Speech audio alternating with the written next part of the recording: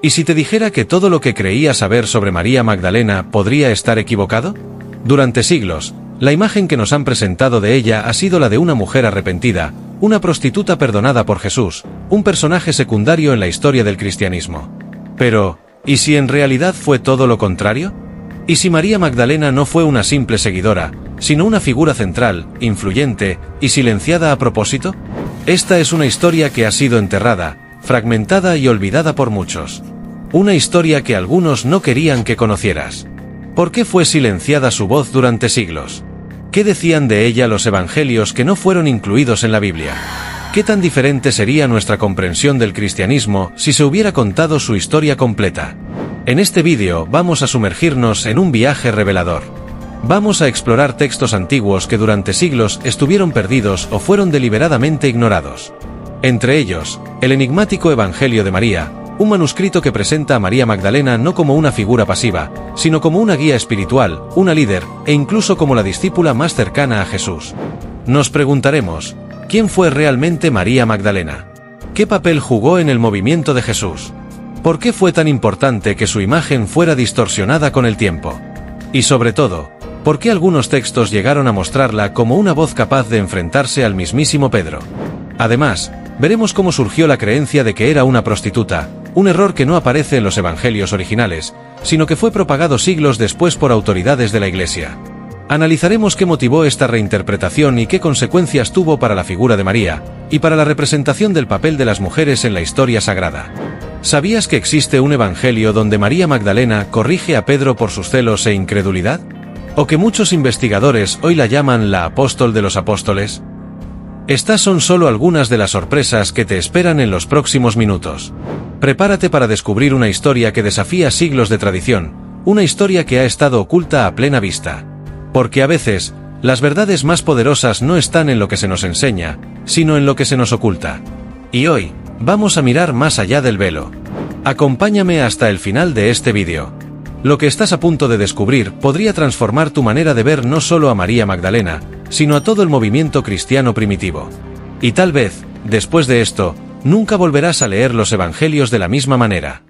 Para entender quién fue realmente María Magdalena, lo primero que debemos hacer es separar el mito de la evidencia. En los evangelios canónicos, los que sí fueron incluidos en la Biblia, María Magdalena aparece de manera más prominente que muchos de los apóstoles. Se la menciona como una mujer que fue sanada por Jesús, acompañó su ministerio y fue testigo de los momentos más cruciales de su vida. Uno de los hechos más importantes y menos cuestionados es que María Magdalena estuvo presente en la crucifixión. Mientras muchos discípulos huyeron por miedo, ella se mantuvo cerca, al pie de la cruz. Estuvo también entre las mujeres que prepararon su cuerpo para el entierro, y lo más impactante de todo, fue la primera persona que vio a Jesús resucitado, según el Evangelio de Juan. Fue ella quien recibió el encargo de anunciar la resurrección, una misión que equivale al primer acto de proclamación cristiana. En otras palabras, ella fue la primera testigo del evento más importante del cristianismo. A pesar de su importancia, los evangelios no nos dan muchos detalles personales sobre ella. Se le llama María Magdalena, lo que indica que probablemente era originaria de Magdala, una ciudad pesquera ubicada a orillas del mar de Galilea. Magdala era una ciudad próspera, con una economía fuerte basada en la pesca y el comercio de salazón, lo que sugiere que María pudo haber tenido una buena posición social y económica. Uno de los datos más conocidos es que Jesús expulsó de ella 7 demonios, Lucas 8, 2. Esto ha sido interpretado de muchas maneras. En el mundo antiguo, demonios podía referirse tanto a enfermedades físicas como mentales o espirituales. El número 7, además, tiene un significado simbólico en la cultura hebrea, representando totalidad o plenitud. Esto podría indicar que María fue completamente restaurada por Jesús, lo que marcó un punto de transformación radical en su vida. Ahora bien, ¿de dónde surge entonces la idea de que era una prostituta? Aquí es donde la historia comienza a torcerse.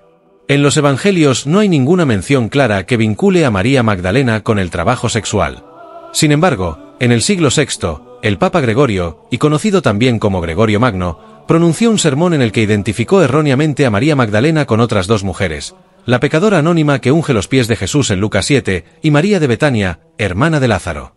Esta triple fusión, sin ningún fundamento bíblico directo, fue aceptada ampliamente por la tradición eclesiástica durante más de 1000 años. Este error de identidad no fue algo trivial. Convertir a una mujer discípula, testigo clave de la resurrección, en una pecadora redimida sirvió para reforzar ciertos estereotipos. La mujer como seductora, como débil moralmente, como alguien que necesita ser salvada. Con el tiempo, esta imagen desplazó completamente a la verdadera María Magdalena, ocultando su liderazgo y su cercanía con Jesús. La confusión se agravó porque los textos bíblicos mencionan a varias mujeres llamadas María. Era un nombre común en el siglo I, y los evangelistas no siempre son claros al diferenciarlas. Por ejemplo, tenemos a María la madre de Jesús, María de Betania, María la madre de Santiago, y otras más. Esta ambigüedad fue aprovechada o malinterpretada para simplificar los relatos, y en el proceso se distorsionó la identidad de una de las mujeres más importantes del cristianismo primitivo. María Magdalena también fue una figura incómoda para la tradición patriarcal que fue consolidándose en los primeros siglos del cristianismo. Su presencia fuerte y protagónica desafiaba el rol secundario que se esperaba de las mujeres. La solución fue simbólica pero efectiva: degradarla a pecadora perdonada, un gesto que parece piadoso pero que en realidad oculta su liderazgo, su voz y su verdadero papel en la historia. Es importante entender que lo que ocurrió con María Magdalena no fue simplemente un malentendido, sino una reinterpretación intencionada que sirvió a ciertos fines institucionales y teológicos. Quitarle autoridad a una mujer tan cercana a Jesús ayudó a reforzar una estructura eclesiástica masculina donde solo los hombres podían predicar, liderar y tomar decisiones. Entonces, ¿quién fue realmente María Magdalena? Fue una mujer transformada por Jesús, una discípula valiente, una testigo privilegiada, y quizás, según algunos textos antiguos, una líder espiritual. Fue una de las primeras en predicar la buena noticia y jugar un papel central en los inicios del cristianismo. Pero su historia fue modificada, distorsionada y, en cierto sentido, borrada. Hoy, gracias a estudios más rigurosos y al redescubrimiento de textos perdidos, estamos comenzando a recuperar su verdadera identidad.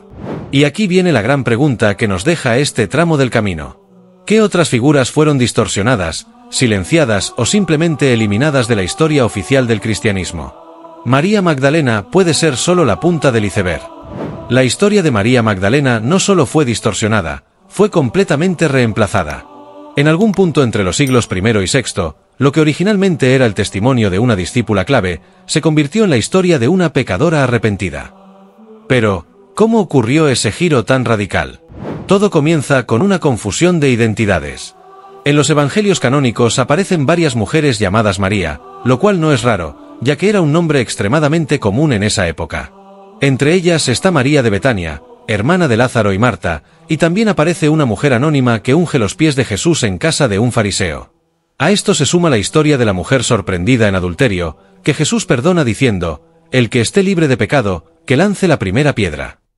En ningún momento los textos bíblicos dicen que estas tres mujeres sean la misma persona, y mucho menos que sean María Magdalena.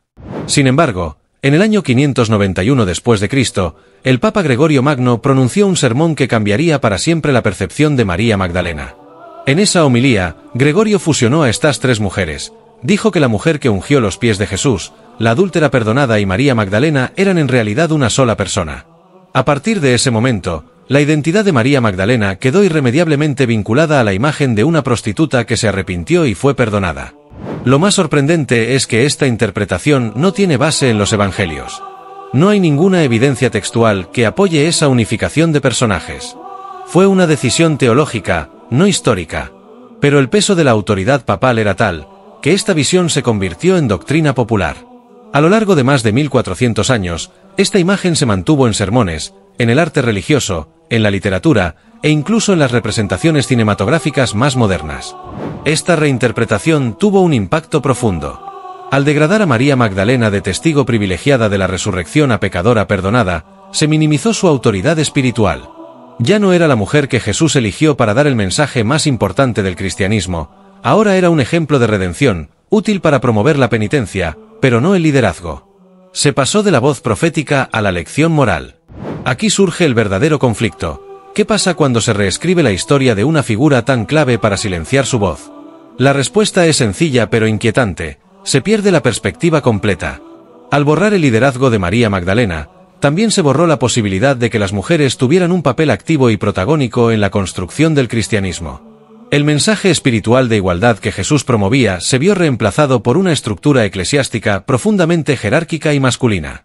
Y entonces, surge una pregunta aún más incómoda: ¿Y si todo fue parte de una estrategia para minimizar el rol de las mujeres en el cristianismo primitivo? No podemos saber con certeza si fue una conspiración organizada o simplemente una consecuencia de una cultura patriarcal profundamente arraigada. Lo que sí sabemos es que esta relectura de María Magdalena sirvió para justificar siglos de exclusión femenina dentro de la Iglesia. Hoy, con el acceso a textos antiguos y estudios más rigurosos, estamos redescubriendo capas de historia que antes nos fueron negadas. El error de identidad no fue un simple accidente. Fue una construcción que tuvo consecuencias teológicas, sociales y culturales que aún hoy resuenan. Y lo más impactante es que este error fue sostenido durante más de 14 siglos, hasta que en 1969 el Vaticano corrigió oficialmente esa interpretación. Pero para entonces, el daño ya estaba hecho. La imagen de la Magdalena penitente estaba demasiado arraigada en la conciencia colectiva. Ahora que estamos recuperando su verdadero rostro, nos queda una reflexión importante. ¿Cuántas otras verdades están aún enterradas bajo siglos de interpretación interesada? Y lo más importante, ¿estamos listos para escucharlas? Durante siglos, la historia oficial del cristianismo se construyó sobre los evangelios incluidos en el canon bíblico: Mateo, Marcos, Lucas y Juan. Sin embargo, a mediados del siglo XX, un descubrimiento arqueológico cambió radicalmente nuestra comprensión de los primeros siglos del cristianismo. En 1945, cerca de Nag Hammadi, en Egipto, se halló una colección de manuscritos antiguos que contenían escritos cristianos que no aparecen en el Nuevo Testamento. Entre ellos, se encontraban evangelios, cartas y tratados gnósticos que ofrecían versiones distintas de las enseñanzas de Jesús. Uno de los documentos más intrigantes que surgió en este contexto fue el Evangelio de María. Este texto, atribuido a María Magdalena, no fue parte del hallazgo de Nag Hammadi, pero fue descubierto en el siglo XIX en otra colección de papiros, y desde entonces, ha generado un profundo interés académico y espiritual. Lo que revela este evangelio es profundamente perturbador para quienes han defendido la estructura jerárquica y patriarcal de la Iglesia tradicional. El Evangelio de María presenta a María Magdalena no como una figura secundaria, sino como una guía espiritual que, después de la resurrección de Jesús, ofrece enseñanzas profundas a los demás discípulos. El texto comienza en medio de una conversación entre Jesús y sus seguidores, donde les habla sobre la naturaleza del alma, el pecado y el conocimiento verdadero. Cuando Jesús parte, los discípulos quedan confundidos y atemorizados, hasta que María toma la palabra. Ella les recuerda las enseñanzas de Jesús y los anima a tener fe. Luego, cuando los discípulos le piden que comparta las revelaciones privadas que el Maestro le dio, María accede. Lo que sigue es una visión espiritual profunda, donde describe cómo el alma asciende a través de distintos niveles cósmicos enfrentándose a poderes que intentan detenerla, hasta alcanzar la libertad verdadera. Esta imagen del alma liberada no solo es simbólica, sino profundamente filosófica. Sin embargo, no todos están contentos con la voz de María. En un momento clave del texto, Pedro la confronta. Cuestiona por qué Jesús habría confiado en ella más que en los otros discípulos. Su duda no se basa en el contenido de lo que ella dice, sino en su condición de mujer. Es un momento tenso, un clímax parcial en la narrativa del Evangelio. Pedro, símbolo del liderazgo apostólico tradicional, enfrenta la sabiduría revelada de María. Pero lo que sigue es revelador. Otro discípulo, Leví, posiblemente Mateo, interviene en su defensa. Le dice a Pedro que si el Salvador la consideró digna, ¿quiénes son ellos para rechazarla? Y añade, ciertamente el Salvador la conocía muy bien. Por eso la amó más que a nosotros. Este pasaje es crucial. No solo legitima la voz de María, sino que la eleva por encima de los otros apóstoles, incluso por encima de Pedro. Aquí surge una pregunta inevitable. ¿Por qué un texto que presenta a una mujer como líder espiritual fue excluido del canon bíblico? La respuesta, aunque incómoda, es bastante evidente. Incluir este evangelio en la Biblia habría significado validar la autoridad espiritual de una mujer sobre los principales discípulos hombres. Y eso, en el contexto de una iglesia que, desde muy temprano, fue adoptando estructuras patriarcales, era impensable. Además, el Evangelio de María no solo desafía el rol de género tradicional, también introduce una espiritualidad profundamente interior, donde el conocimiento, la introspección y la conexión directa con lo divino tienen más valor que la obediencia a estructuras externas. En lugar de enfatizar la muerte redentora de Jesús, este Evangelio resalta la transformación interior del alma. Para muchos líderes eclesiásticos posteriores, esto era simplemente demasiado radical. Entonces surge una nueva incógnita. ¿Qué parte del mensaje de María incomodaba tanto? Tal vez no fue solo el hecho de que fuera una mujer, sino que ella representaba una forma distinta de vivir la fe. Una espiritualidad basada en la experiencia personal, la visión directa, la revelación interior. En lugar de someterse a jerarquías humanas, el alma, según María, debía buscar su liberación desde el interior, enfrentando y superando los miedos, deseos y ataduras de este mundo. Para una iglesia que empezaba a organizarse con obispos, concilios, dogmas y estructuras de poder, este mensaje era peligroso. Si cada creyente tenía acceso directo a la verdad espiritual, ¿qué necesidad habría de intermediarios? ¿Qué sentido tendría el control institucional sobre la fe? Dejar fuera el Evangelio de María era, en muchos sentidos, una forma de proteger la autoridad que se estaba construyendo. Lo más impactante de todo esto es que el Evangelio de María no está escrito como un texto marginal o herético. Tiene profundidad, coherencia y resonancia espiritual. Y sin embargo, fue silenciado. No porque fuera falso, sino porque resultaba incómodo. Incómodo por la figura que lo protagoniza. Incómodo por lo que dice. Incómodo por el poder que devuelve al creyente común, y especialmente, a las mujeres. Hoy, recuperar este texto es más que un acto de arqueología espiritual. Es un acto de justicia histórica. Es devolverle la voz a una mujer que, quizás más que cualquier otra, comprendió el mensaje profundo de Jesús. Una voz que fue callada por siglos, pero que ahora, gracias a estos textos perdidos, vuelve a resonar con más fuerza que nunca. Uno de los momentos más reveladores de los textos gnósticos es el tenso intercambio entre Pedro y María Magdalena. Este diálogo, recogido en el Evangelio de María y en otros textos como la Pistis Sophia, muestra una dinámica de poder que va mucho más allá de una simple diferencia de opinión. Aquí se vislumbra una lucha silenciosa pero intensa por el derecho a interpretar y transmitir las enseñanzas de Jesús. Después de que María comparte una profunda revelación espiritual recibida del Maestro, Pedro no puede contener su escepticismo. Le lanza una pregunta cargada de duda y desconfianza. ¿Acaso habló el Salvador en privado contigo, sin que nosotros lo supiéramos? Y vamos ahora a escucharla a ella. La objeción de Pedro no apunta directamente al contenido de lo que María dice, sino al hecho de quien lo está diciendo.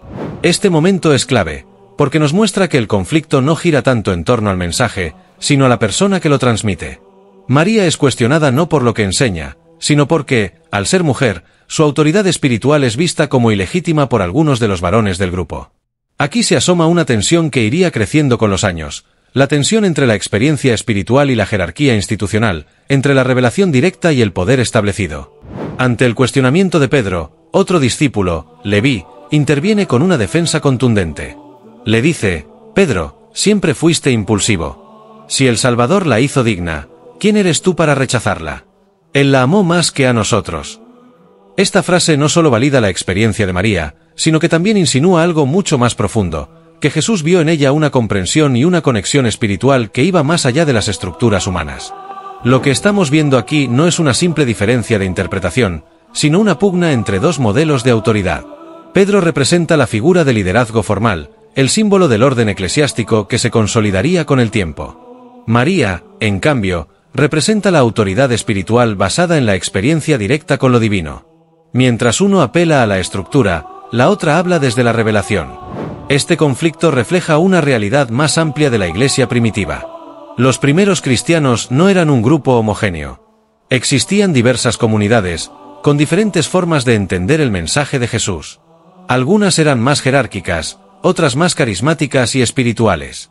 En muchas de estas comunidades, particularmente las gnósticas, las mujeres no solo participaban, sino que enseñaban, profetizaban y lideraban.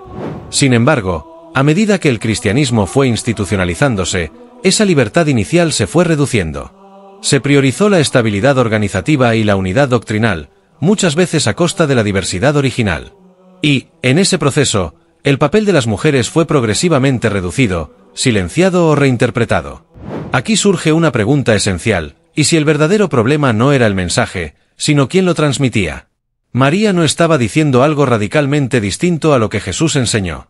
Pero al ser una mujer, su voz desafiaba las normas culturales de su tiempo, y más aún, las estructuras de poder que se estaban formando dentro del movimiento cristiano. Es importante notar que este tipo de conflicto entre Pedro y María no es anecdótico. Aparece en varios textos cristianos primitivos. La tensión entre ellos se convierte en símbolo de una lucha más profunda, entre la autoridad institucional masculina y la sabiduría espiritual femenina. Entre la voz que organiza y la voz que inspira. Este patrón se repitió muchas veces a lo largo de la historia. Mujeres con experiencias místicas profundas fueron vistas con sospecha, relegadas a los márgenes, o veneradas solo cuando sus relatos no desafiaban el orden establecido. María Magdalena, en su papel como visionaria y portavoz de una verdad espiritual directa, representaba una amenaza para ese equilibrio de poder. Y lo más irónico es que esa misma María fue la primera en recibir el anuncio de la resurrección. Fue ella quien llevó la noticia a los demás. Jesús no eligió a Pedro ni a Juan para ese momento tan crucial. Eligió a María. Eso, en sí mismo, dice mucho. Entonces, ¿por qué su palabra fue puesta en duda? ¿Por qué su liderazgo fue minimizado? ¿Por qué su experiencia fue vista como inferior? Tal vez porque reconocerla como líder implicaba reconocer que el Espíritu sopla donde quiere, incluso en una mujer, incluso fuera de las estructuras oficiales. Hoy, mientras volvemos a leer estos textos con ojos más abiertos, descubrimos que el conflicto entre Pedro y María no fue una simple disputa. Fue un reflejo de una batalla más amplia, que aún sigue vigente, la lucha por el derecho a ser escuchadas, a ser creídas y a ser reconocidas como portadoras legítimas de lo sagrado. Después de la resurrección, los evangelios canónicos relatan un hecho sorprendente. Jesús se aparece primero a María Magdalena, no a Pedro, ni a Juan, ni a ninguno de los 12. Es ella quien recibe el encargo de anunciar la resurrección. En el Evangelio de Juan, Jesús le dice: «Ve a mis hermanos y diles». Esa frase sencilla la convierte en la primera proclamadora del Evangelio, en la mensajera de la noticia más importante del cristianismo. Y sin embargo, por siglos, esa autoridad fue minimizada. Pero si observamos más allá del canon, en los textos conocidos como apócrifos o gnósticos, encontramos una imagen aún más poderosa de María. En ellos no solo cumple un papel de testigo, sino también de líder espiritual y maestra de los demás discípulos. En la obra conocida como Pistis Sophia, María Magdalena hace más preguntas que cualquier otro discípulo. De hecho, en algunos pasajes, Jesús la elogia por su comprensión profunda de los misterios espirituales. Su sabiduría no es casual, es reconocida por el propio Maestro. En el Evangelio de Tomás, otro texto gnóstico hallado en Nag Hammadi, hay una línea final donde Pedro dice: «Que María se aparte de nosotros, porque las mujeres no son dignas de la vida». A lo que Jesús responde: «Yo mismo la guiaré para hacerla varón, para que ella también pueda llegar a ser un espíritu viviente como vosotros varones». Esta frase ha sido interpretada de múltiples formas, pero una de las lecturas más consistentes es que Jesús está desafiando los límites de género impuestos por la cultura, elevando a María a un nivel de igualdad espiritual con los discípulos varones.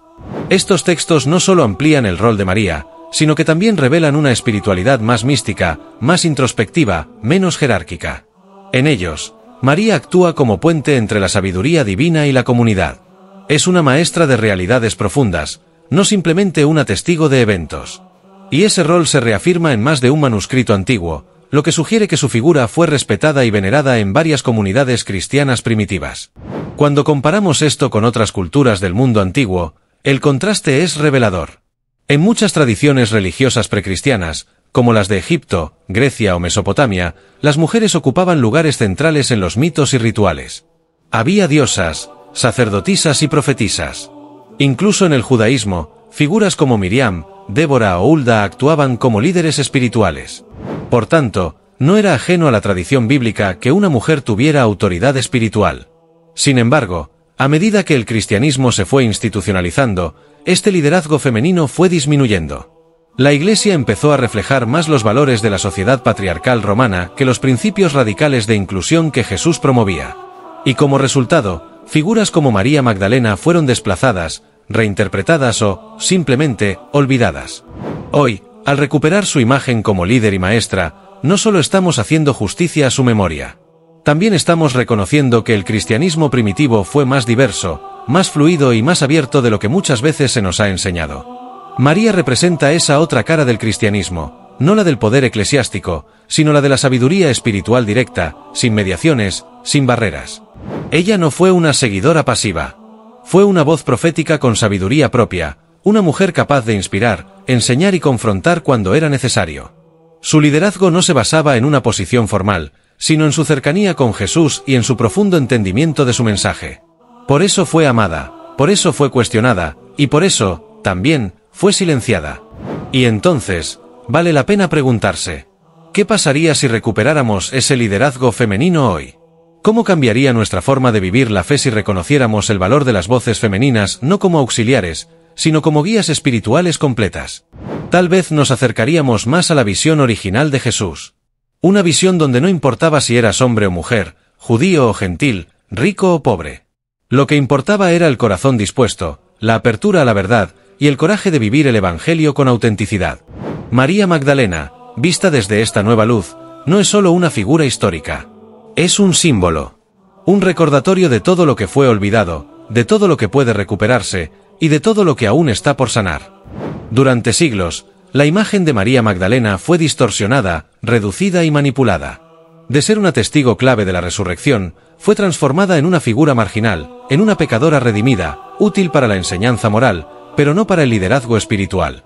Sin embargo, en los últimos años, esta narrativa está cambiando. La historia está comenzando a hacer justicia.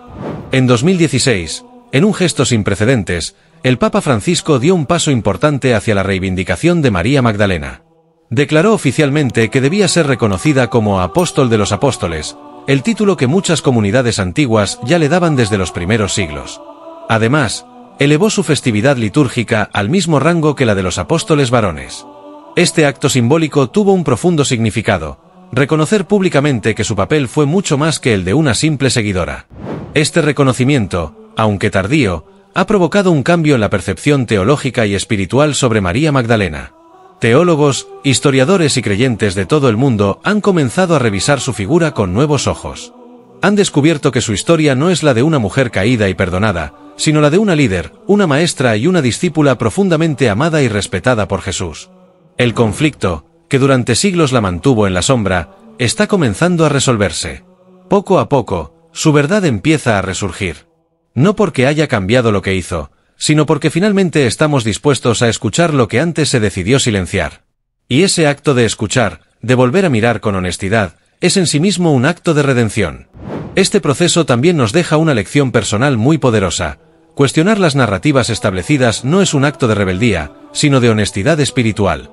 Muchas veces, lo que creemos saber está basado en siglos de repeticiones, no en hechos. Por eso es vital preguntarnos, ¿de dónde vienen nuestras creencias? ¿Quién decidió lo que era parte de la historia, y lo que debía quedar fuera? Redescubrir la figura de María Magdalena es mucho más que un ejercicio académico. Es una invitación a recuperar voces ocultas, a devolverle su lugar en la historia. Y no solo en la historia religiosa, sino también en nuestras vidas personales.